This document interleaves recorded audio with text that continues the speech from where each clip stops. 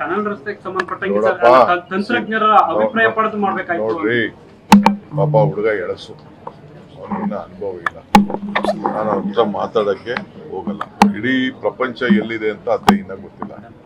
ಅವ್ರಿಗೆ ಟನಲ್ ಬೇಡ ಯಾರು ಹೇಳಕ್ಕೆ.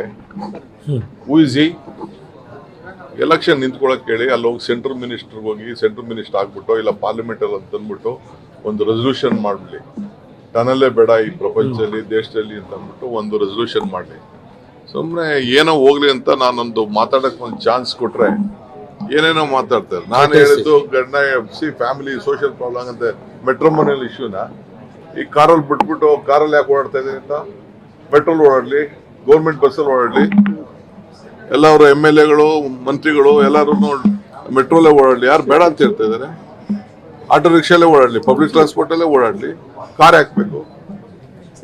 ಎಷ್ಟು ಲಕ್ಷ ಕಾರ್ ಇದೆ ಬೆಂಗಳೂರು ನಗರದಲ್ಲಿ? 1,30,00,000 ವೆಹಿಕಲ್ಸ್ ಬೆಂಗಳೂರಲ್ಲಿ ಇದೆ. ಅವೆಲ್ಲ ಅರ್ಥ ಮಾಡ್ಕೊಂಡು ಒಂದು ಲೈಟ್ ಲ್ಯಾಂಗ್ವೇಜ್ ಯೂಸ್ ಮಾಡಿದ್ರು ಸರ್. DCM ಅವರು ಮದುವೆ ಮಾಡಿಸೋದಕ್ಕೋಸ್ಕರ ಈ ಪ್ರಾಜೆಕ್ಟ್ ಅನ್ನು ತಗೊಂಡಿದ್ದಾರೆ. ಅದಕ್ಕೆ ನಾನು ಹೇಳ್ತಾ ಇರೋದು ಎಳಸು ಅಂತ, ಖಾಲಿ ಟ್ರಂಕು ಅಂತ. 10 ರೂಪಾಯಿ ತಂದಿಲ್ಲ. ಈಗ ನೀವೆಲ್ಲ ಬಂದಿದ್ದೀರಿ, ಯಾರು ನೀವು ಪಬ್ಲಿಕ್ ಟ್ರಾನ್ಸ್ಪೋರ್ಟ್ ಅಲ್ಲಿ ಬರಕ್ ಆಗ್ತದೆ ಅನ್ರಿ?